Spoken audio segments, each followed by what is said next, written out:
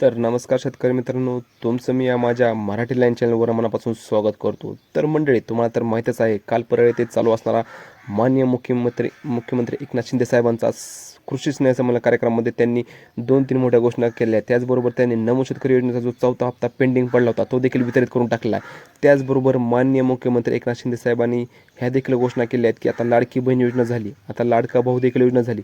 त्याचबरोबर अनेक योजना त्यांनी पार पाडल्या आहेत. त्याचबरोबर त्यांनी असं देखील सांगितलं आहे, की आता आमचा लाडका शेतकरी योजना ही योजना लवकरात लवकर राबवण्यात येणार आहे.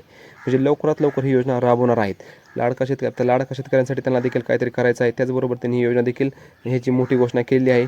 त्याचबरोबर ह्या योजनेमधून म्हणजे ही योजना शेतकऱ्यासाठी आनंदाची बातमी ठरली आहे. आणि ह्या योजनेचा शेतकऱ्याला काय लाभ भेटणार आहे, त्यांना कशाप्रकारे ह्या योजनेतून त्यांना म्हणजे लाभ भेटणार आहे, हेच तुम्हाला मी आता जसं आता अपडेट येईल तसं तुम्हाला मी लवकरात लवकर कळवित जाईल.